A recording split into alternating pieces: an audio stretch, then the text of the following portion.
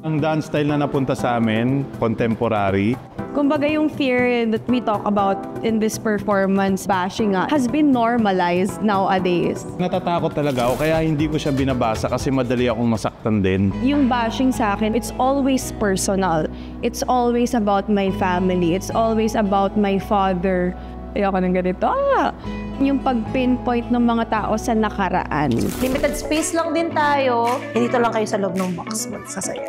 Ang laki pa naman ng mga hakmak ko. Halata sa mukha niya na oo, baka hindi safe I think ito na yung pinaka-challenging na ginawa ko. Yung samahan mo siya nung emosyon, teamwork namin ni Zeus, sobrang kailangan talaga. Bukod sa fear, makakaramdam din sila na kailangan lumaban. Hindi naman kami lang yung may pinagdadaanan na binabash kami. Faith over fear talaga. Why faith?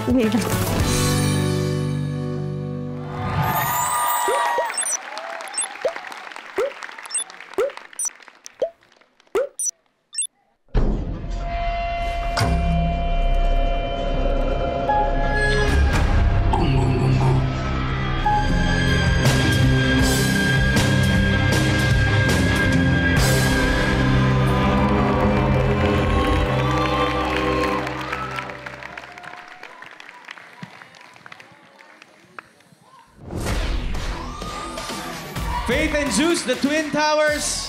Tell us something about what happened on the dance floor. Oh. Nakikita naman po natin, it represents ako bilang isang tao at si Zeus bilang mga bashing, mga negative comments. And bilang mga artists, sanay tayo na nakakatanggap ng mga criticism from other people. Di ba, Mamang? Mang, sagot, Mang. Lumalaban ako. Oo, pero po yung mga komento ng mga tao, we don't have control over that. The only thing we have control over is our mind at kung paano tayo uusad sa buhay natin. Zeus? Ako po, nais ko lang talaga magpasalamat kay Coach April. Maraming salamat po dahil hindi kami pinabayaan at binigay niya, tinuro niya kung ano yung dapat namin gawin. And sana, Coach, masaya ka sa ginawa namin. Thank you po. Yan. Alam mo, napaka-importante ng ipinakita nyo. Minsan kasi sa mga tao, napakadali sa kanilang magsalita ng mga masasakit na salita na hindi nila alam kung anong epekto nito sa taong pinagsasabihan nila. So, itong pinakita nyo, klaro sa akin.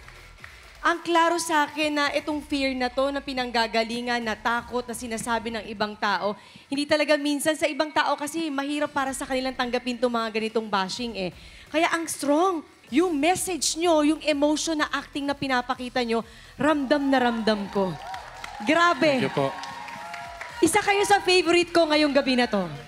Napakahusay. Actually, nakita ko yung galing yung dalawa tonight na parang sabi ko, ito yata isa sa pinakagusto kong ginawa nyo.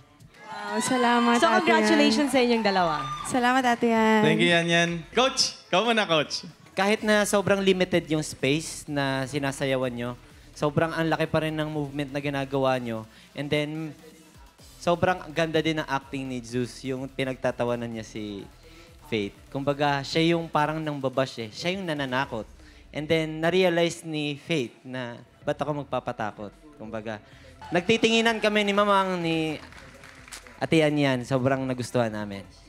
Salamat po, Coach Jay. Salamat po. Thank you, Coach. Mang. Kasi si Faith, yung salitang fear, narinig ko sa kanya yon dun sa dressing room namin sa TikTok Lock. Nung nag-uumpisa pa lang tayo. Sabi niya, Mang, natatakot ako. Ang gagaling kasi nung mga kasali. Pero sabi ko, sa loob-loob ko nakita ko sa nangyayari sa'yo ngayon, yung salitang fear, ginawa mong inspirasyon. Hindi ka nagpakabog, di ba? Sabi ko nga, lagi ko sinasabi, pagaling ka ng pagaling. Then, when it comes naman yung kay Zeus, alam naman natin talaga namang mahusay naman talaga si Zeus sa pagdating sa sayawan naman talaga. Bilang may pabigote ka ngayon, di ba? Yung sa bashing, sa ano, yun nga, imbis na tinatakot ka ng mga nambabash na yan, para panghinaan ka ng loob, para sumuko ka. Pero hindi mo inano yung fear na yun na pananakot nila sa'yo para gumibap ka na sa karir mo bilang artista o ano. No! Sino kayo? Totoo, Mamang, di ba sabi nga nila, pag-inggit, piket. Sabi nga nila, faith over fear. Langgana. Yes, Langgana. thank you. Ayan.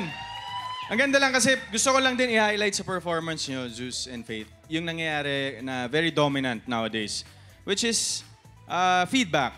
A very available feedback every time we do something. But I'd like to believe talaga that reaction fuels intention.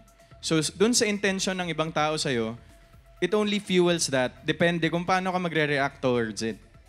Kaya to everyone, I mean to the detractors and bashers, my only question for you guys is, what have you done lately to make a difference in the society? Tingin-tingin din sa salamin pag may time. Okay? And Dance Universe, kamusta naman ang inyong puso ngayong episode namin? Kaya pa ba guys, studio audience? I'd like to commend all the star duos that showcased a very well-executed performance for tonight. Kayanin nyo dahil malapit na nating malaman kung sino ang dalawang maghaharap sa final dance battle of the night. Sa pagbabalikan ng Stars on the Floor!